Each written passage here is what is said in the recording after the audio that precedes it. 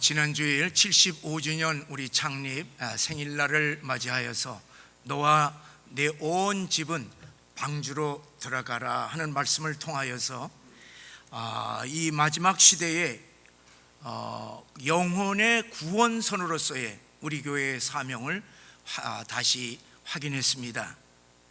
적어도 우리 가족만이라도 반드시 구원할 것을 다짐을 했습니다. 이 코로나 사태의 장기화로 말미암아 교회 예배의 제한과 금지가 계속 반복되면서 지금 우리 한국 교회는 아주 심각한 위기 가운데서 신음하고 있습니다. 중병에 들고서야 평소에 이 건강에 큰 복인 것을 깨닫듯이 이 위기를 맞이하고서야 평소에 일상적인 우리들의 예배가 큰 은혜요 복인 것을 비로소 깨닫고 있습니다. 꼭 2달 만에 제한 조치가 좀 풀려서 이렇게 우리 함께 예배를 드리게 되니요, 그동안에 아주 침체되었던 우리 마음이요 막 그냥 기쁨이 나고 그냥 힘이 그냥 솟아나고 있습니다. 사랑하는 여러분, 이 귀한 예배에 우리 하나님의 성령의 충만한 은혜가 여러분과 우리 이 예배에 가득하시기를 주의 이름으로 간절히 축원합니다. 사랑하는 여러분, 하나님께서 이 땅에 교회를 세워주신 근본 목적이 무엇이겠습니까? 하나님께서는 3가지 면에서 하나님께 영광을 받기 위해서 교회들을 세워주셨습니다. 그 첫 번째가 하나님을 위하여서는 찬양과 예배의 공동체로 우리 교회를 세워주셨습니다. 두 번째는 하나님의 백성들, 하나님의 자녀들을 위하여서 양육과 교제와 그리고 이 사랑의 공동체로 교회를 만들어 주셨습니다. 그리고 세 번째는 이 세상을 위하여서 이 섬김과 전도와 선교의 공동체로 우리 교회를 세워주셨던 것입니다. 사랑하는 여러분, 이 3가지 교회의 존재 목적 가운데 가장 중요한 것이 무엇이라고 생각합니까? 그것은요, 두말할 것도 없이 하나님을 위하여 드리는 찬양과 그리고 예배의 공동체라고 하는 사실을 잊지 마시기를 바랍니다. 왜냐하면 하나님은 우리 인간을 창조하신 목적이 바로 예배에 있기 때문에 그렇습니다. 이사야 43장 21절에 보면은 이 백성은 내가 나를 위하여 지었나니 나를 찬송하게 하려 함이니라, 그렇게 말씀했습니다. 하나님이 우리를 예배자로 만드시기 위하여서 창조하셨다는 말씀입니다. 우리는요, 이 땅에서만 아니라 앞으로 장차 하늘나라에 가서도 예배자인 것을 우리들이 분명히 아시기를 바랍니다. 계시록에 보게 되면은 이 먼저 가신 천국의 그 성도들이 창조주 하나님 아버지와 그리고 어린 양 예수 그리스도를 위하여서 이 찬양하며 지금 예배하는 모습을 자세하게 기록하고 있습니다. 그러므로 예배자로 창조된 우리는 우리의 삶에 있어서 예배를 최우선해야 된다고 하는 사실을 마음에 깊이 명심하시기를 바랍니다. 이 예배가 없이는요, 하나님을 기쁘시게 할 수가 없습니다. 이 예배가 없이는 하나님의 은혜와 복을 우리가 기대할 수가 없습니다.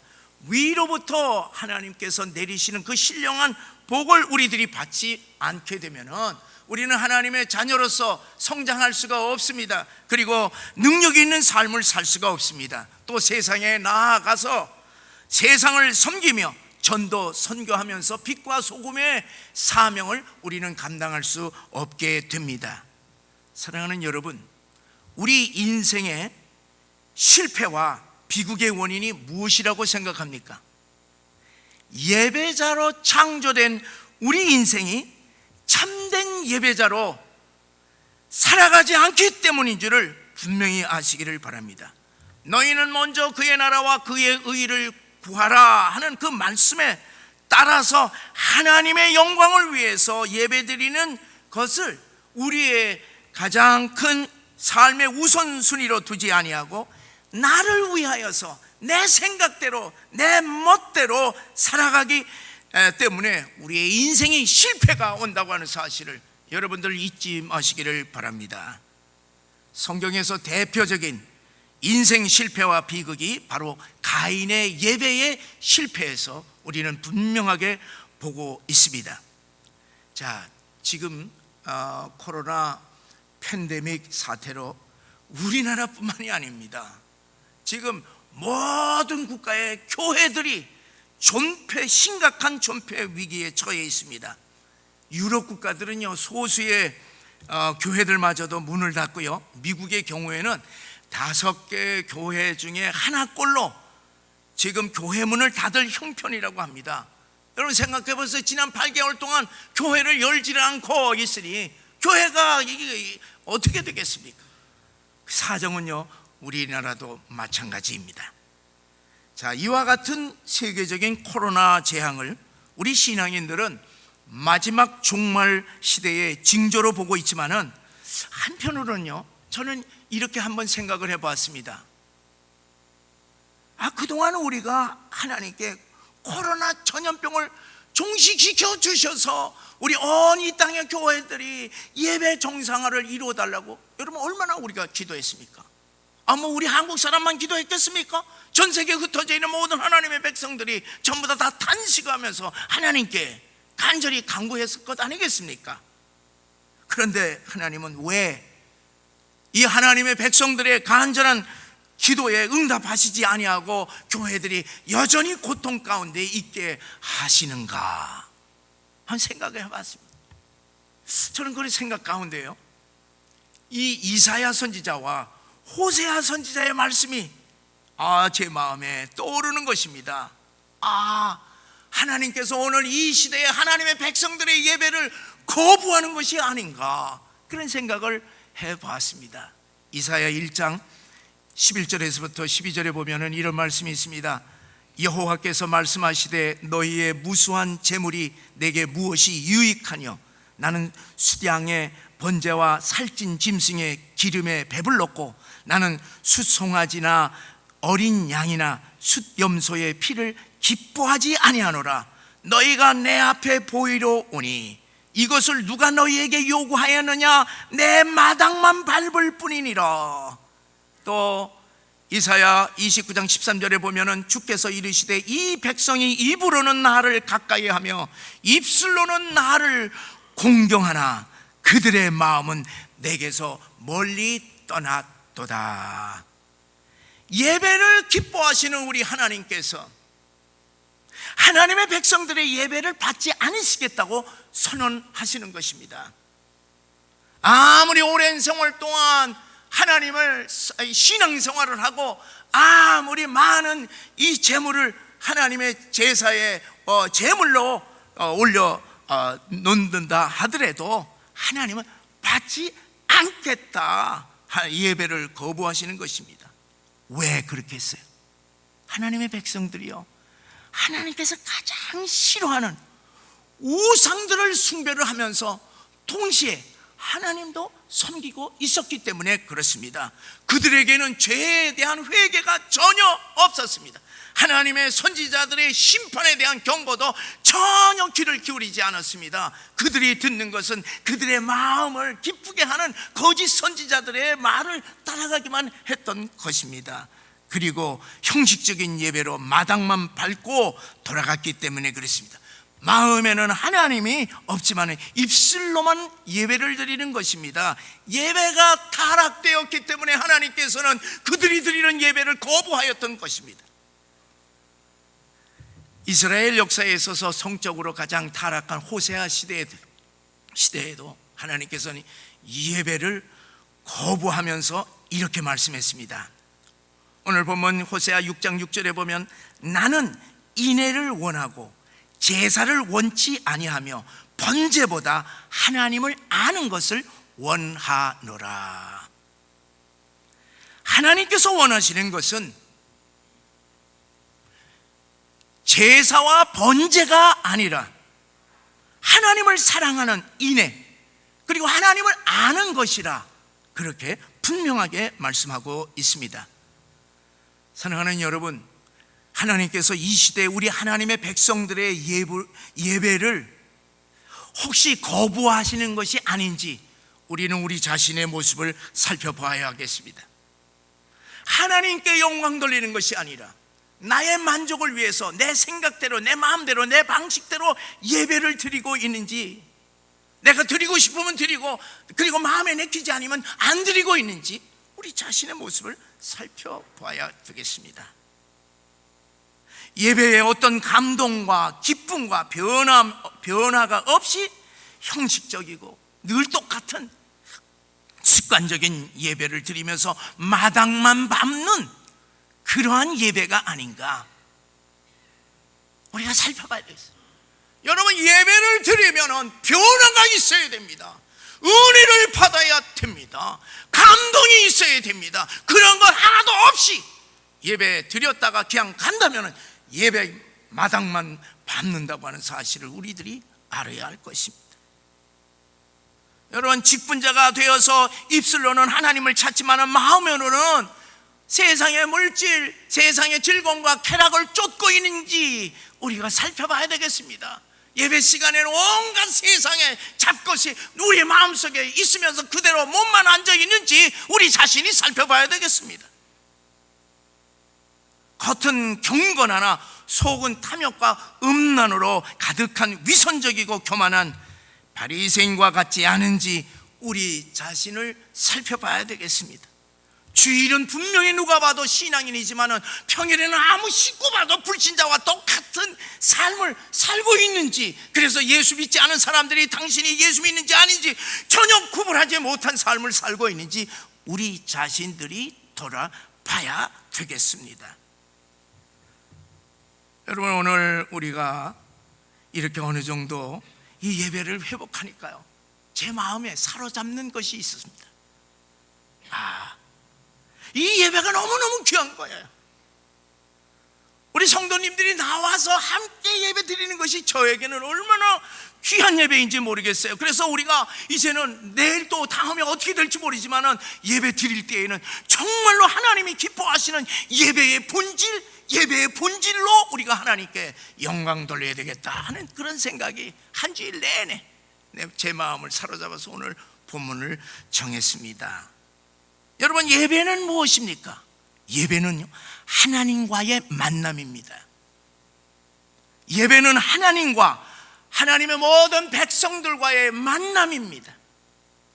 거룩하신 하나님과 죄인인 우리들이 이 예배를 통하여서 만나는 것이, 이것이 예배인 것입니다.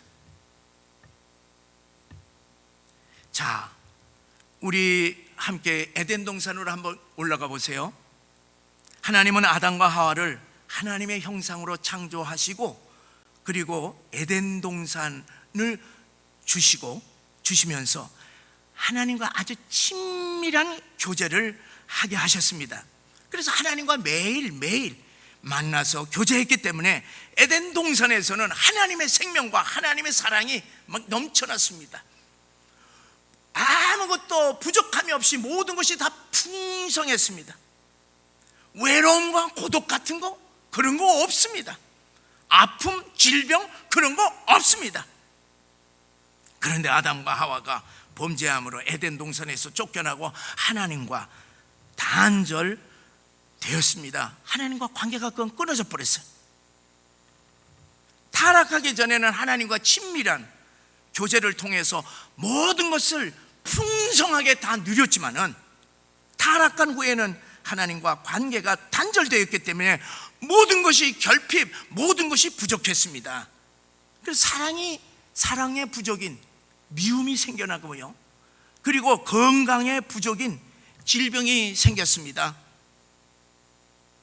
우리 인간은요, 하나님이 없이는 살 수 없는 존재로 하나님께서 창조하셨기 때문에 하나님과 딱 단절이 되자 하나님에 대한 목마름, 하나님에 대한 그리움, 이것이 가득해서 하나님을 찾아 헤매는 것이. 그래서 여러분, 동서고금을 통하여서 모든 인간에게는 다 각기 자기 나름대로 하나님을 찾아서 헤매고 있는 것입니다. 그래서 하나님을 만나기 전에는요, 인간은 방황을 합니다. 항상 부족한 것입니다. 항상 고독한 것이에요. 불안한 것입니다. 그래서 파스칼은 이에 대해서 인간의 마음속에는 인간의 어떤 것으로도 채울 수 없는, 오직 하나님만이 채울 수 있는 텅 빈 공간이 있다라고 하는 유명한 말을 남겼습니다. 이런 인간을 긍휼히 여기신 하나님은 우리 인간이 하나님을 만날 수 있는 길을 열어주셨습니다. 그것이 바로 예배인 것입니다. 죄로 인하여서 하나님과 단절된 인간이 하나님을 만날 수 있는 길이 바로 제사요 예배인 것입니다. 그리하여 하나님에 대한 목마름, 하나님에 대한 그리움이 이 예배를 통하여서 하나님을 만남으로 해결이 됩니다. 예배는 하나님을 만나 하나님과 친밀한 교제로 나아가는 통로, 길인 것을 여러분 분명히 명심하시기를 바랍니다. 그런데 여러분, 선지자들은 뭐라고 얘기합니까? 하나님은 제사나 번제를 원치 아니하고 예배를 거부하신다고 그렇게 선언을 하시는 것입니다. 예배 드리지 말아라, 기도하지 말아라, 내가 너희들 안 듣겠다, 그렇게 얘기하시는 것이에요. 그래서 오늘 본문 호세아에서 하나님은 제사나 번제보다 인애를 원하고 하나님을 알기를 원하신다, 그렇게 말씀하셨습니다. 여러분, 우리가 이 말씀에서 우리가 예배와 예배의 본질을 구별해야 됩니다. 예배는 제사, 번제라는 예식을 의미합니다. 우리가 이 예배에는요, 예식이 있습니다. 예식이 있어. 그 예식이, 그리고 예배의 본질은 뭐냐? 인애, 하나님을 사랑하라, 하나님을 깊이 알라는 것입니다.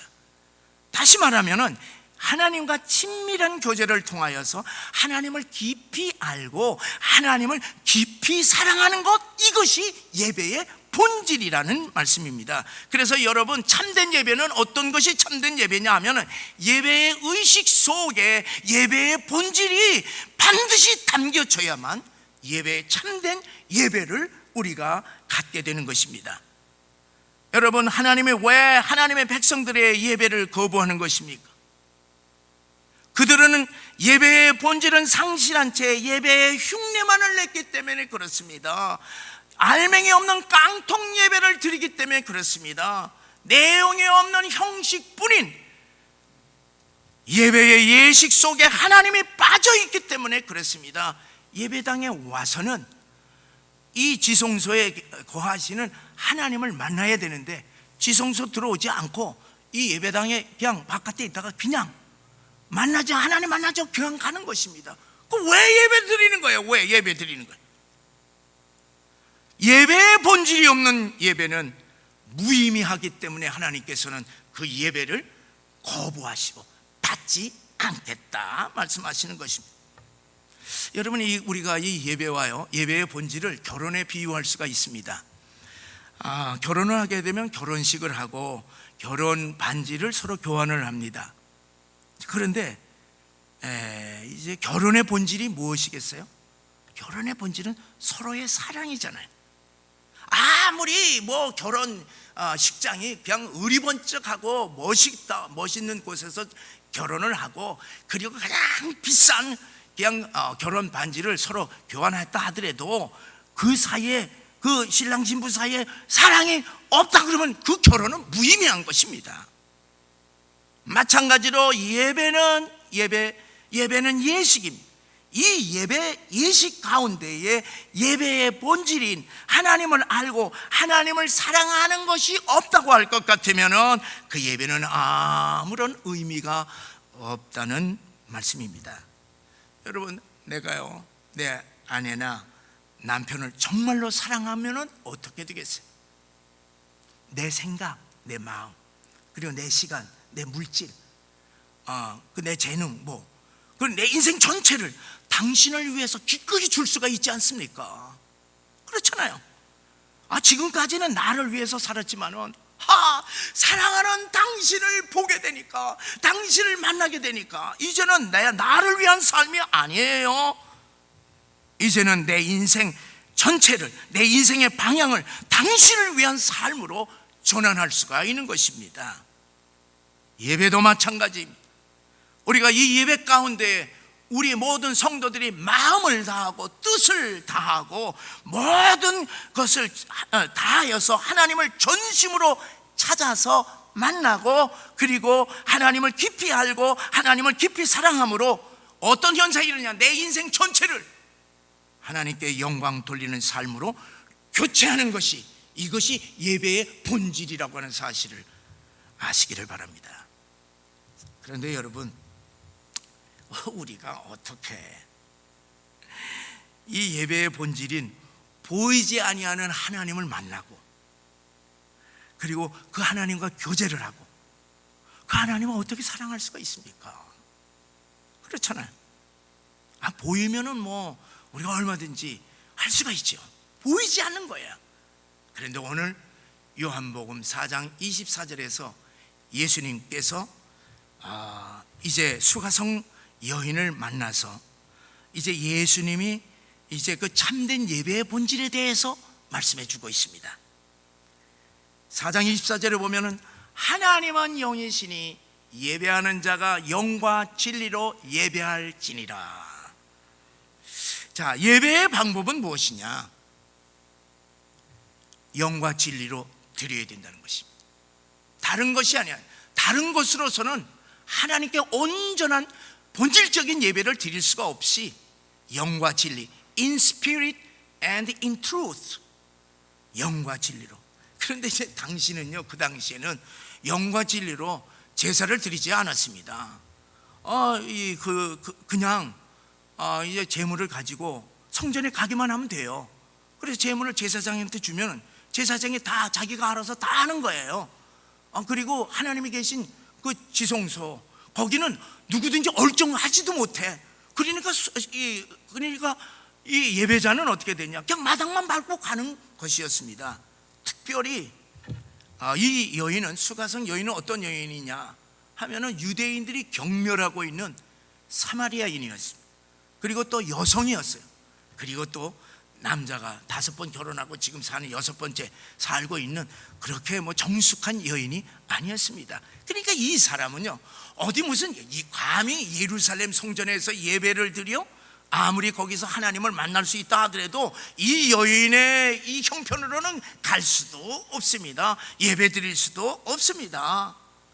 그러니까 이 그리심산, 아브라함이 처음 세겜에 왔을 때에 예배 드렸던 그 그리심산에서 이 사마리아 사람들은 예배 장소를 했는데 여깁니까 저깁니까 그렇게 얘기를 하는 겁니다. 모르는 거예요, 예배에 대해서. 이때 예수님께서는 이 여인에게 예배의 본질에 대해서 말씀해 주고 있습니다. 첫째로, 영으로 예배를 드려라. 여러분, 하나님은 어떤 분이시냐면 하나님은 우리의 육의 눈으로 볼 수 없는 영의 하나님이십니다. 그렇기 때문에 우리는 이 영의 하나님을 우리는 눈으로 보는 것이 아니라 뭘로 볼 수가 있냐면 우리가 알지 못하는, 보이지 아니하는 영으로, 그리고 또한 우리의 마음으로 우리가 만날 수가 있습니다. 그런데 우리의 영과 우리의 마음으로는 하나님을 만나서 하나님과 교제하고 하나님을 사랑하기에는 부족한 것입니다. 어떻게 해야 되겠습니까? 성령께서 도와주셔야만 가능한 것입니다. 성령님께 의지해야만 합니다. 성령님께 우리가 간절히 간청해야만 하는 것입니다. 그러므로 우리가 이 예배드리는 이곳에 하나님께서 영으로 이 시간에 임재하는데, 그 영으로 임재하신 그 하나님을 우리들이 어떻게 만나고 어떻게 느낄 수가 있느냐 하면은, 우리는 성령님께 성령이여 임하시옵소서, 나를 도와주시옵소서, 그렇게 성령님의 도움이 아니면서는 우리가 이 마음으로 이 시간에, 경건한 이 시간, 하나님이 우리와 함께 하시는 그것을 느낄 수가 없습니다. 우리가 영으로 하나님과 만날 수가 없다고 하는 사실입니다. 영으로 만나라고 하는 것은 우리들이 예배 시간에 성령님께 간절히 간구하고 의지하고 도움을 요청해야 된다고 하는 사실입니다. 지금 여러분, 내 앞에 하나님께서 계시다고 생각해 보세요. 여러분 어떻게 하시겠어요? 여러분, 우리 꼼짝도 못해요. 우리는요, 그분을 향하여서 흐트러질 수가 없습니다. 마음이 흐트러져서 집중을 하는 것입니다. 온 몸과 온 마음과 온 뜻과 정성을 다해서 그분이 무슨 말씀을 하시는지 그분에 대해서 집중을 하게 됩니다. 왜? 우리의 마음 중심을 보시기 때문에 그렇습니다. 자, 여러분, 우리가 찬양을 할 때 우리의 찬양을 어떻게 하나님께서 연락하십니까?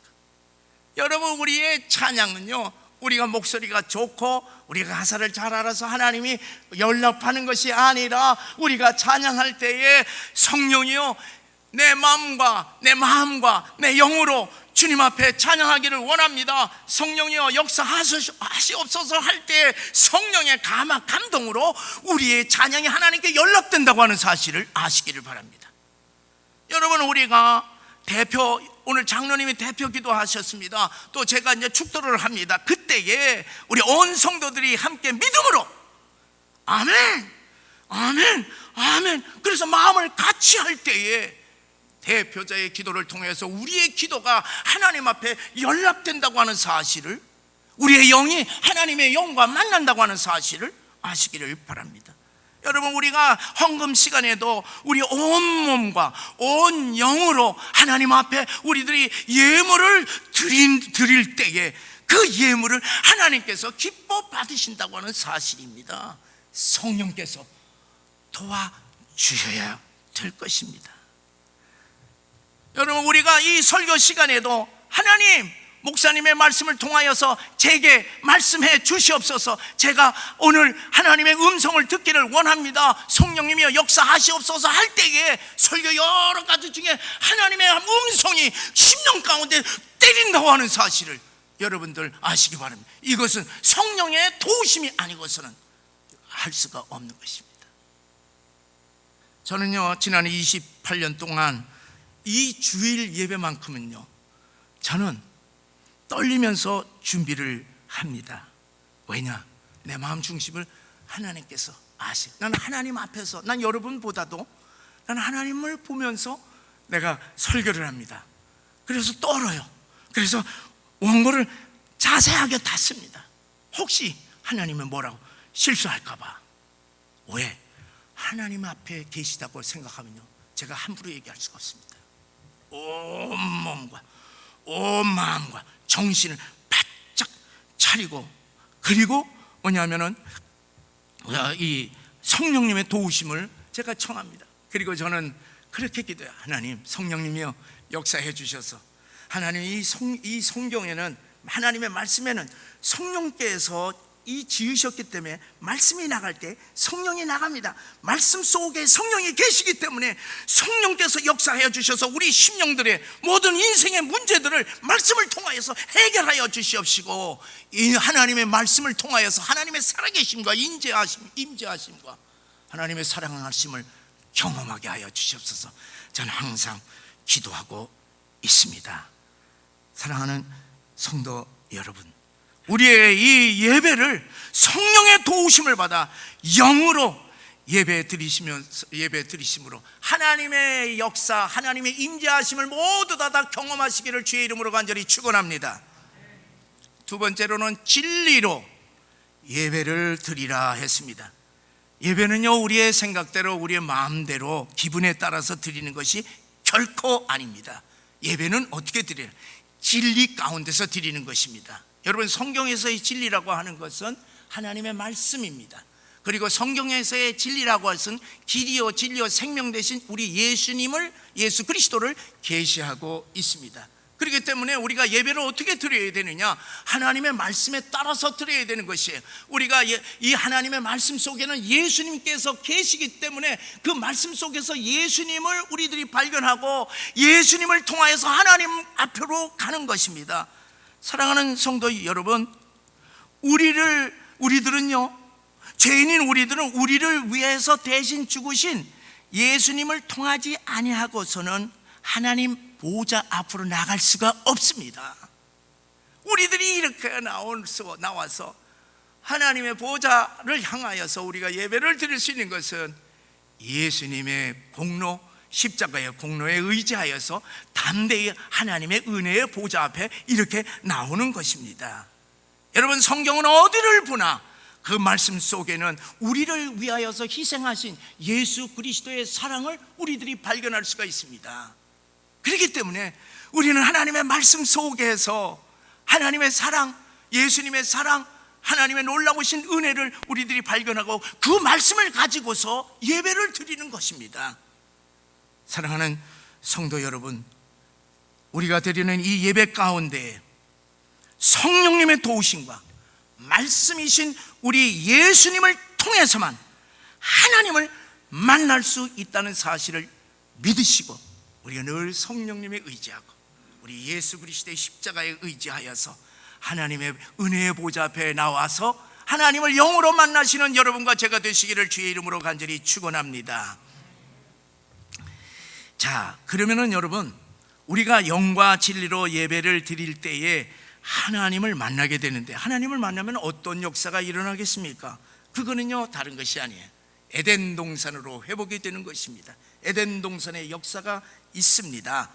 여러분, 에덴 동산에서는 하나님과 친밀한 교제가 이루어집니다. 그렇기 때문에 우리가 예배를 통하여서 하나님을 만나게 되면은 하나님과 친밀한 관계가 회복된다고 하는 사실을 믿으시기 바랍니다. 하나님의 생명과 사랑이 넘쳐나는 줄을 믿으시기를 바랍니다. 하나님을 만나게 되면은 하나님, 우리의 인생의 부족함이 회복이, 풍성함으로 회복이 되고 아픔들이 치유되는 줄을 믿으시기를 바랍니다. 여러분, 이것은 무엇을 보면 알 수가 있냐면, 하나님이신 우리 예수님께서 이 땅에 오셔서 가시는 곳곳마다 어떤 역사가 일어납니까? 에덴 동산의 역사가 일어났습니다. 여러분 보세요. 예수님이 가는 곳곳마다 모든 인생의 문제들이 다 해결됐습니다. 질병들이 다 치유됐습니다. 귀신들이 다 쫓겨나갔습니다. 그리고 뭐냐 하면은 이 단절된 관계가 회복이 되었습니다. 인생의 문제들이 해결되었던 것입니다. 사랑하는 여러분, 여러분의 문제를 우리가 이 예배를 통하여서 구원의 역사, 치유의 역사, 회복의 역사 일어나시기를 주의 이름으로 간절히 축원합니다. 우리 주님께서는 오늘도 수고하고 무거운 짐진 자들아 다 내게로 오라, 내가 너희를 쉬게 하리라고 그렇게 말씀하였습니다. 그 말씀을 붙잡고 우리가 주의 전에 나와서 예배를 드리면서 이 십자가 밑에 우리의 짐을 반드시 놔야 됩니다. 그냥 짐을 지고 가면은 안 되는 것입니다. 왜? 주님께서 그렇게 말씀하셨기 때문에 그렇습니다. 여러분, 얼마나 수많은 사람들이 우리 인생의 짐을 지고 있습니까?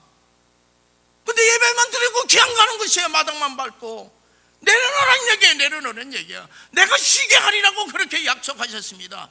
이 시간에 우리의 인생의 짐이 무엇이든지 간에 예수 그리스도의 십자가 밑에 다 내려놓아서 여러분, 우리 주님께서 예비하신 평안의 은혜가 넘쳐나기를 주의 이름으로 간절히 축원합니다. 우리의 마음이 평안할 때 우리는 영으로 하나님을 만나게 된 것인 줄을 믿으시기를 바랍니다. 자, 예수님을 만났던 이 수가성 여인에게 어떤 역사가 일어났습니까? 예수님을 만남으로 이 여인의 인생의 목마름이 다 채워졌어요. 다 해결이 됐어. 예수님은요, 물길로 온 이 여성과 대화해서 영원한 샘물, 영생수에 대해서 얘기를 이렇게 이끌어 오시다가 갑자기 느닷없이 뭐라고 말씀하냐면, 야, 가서 네 남편을 데려오라 그랬습니다. 그랬더니 이 여인이 나는 남편이 없습니다. 그러니까 팍 대답한 거예요. 뭐 생각하고서 대답한 게 아니야. 팍 대답해. 그랬더니만은 내 말이 옳도다. 내가 과거에 5 남편하고 다섯 남자하고 살았다.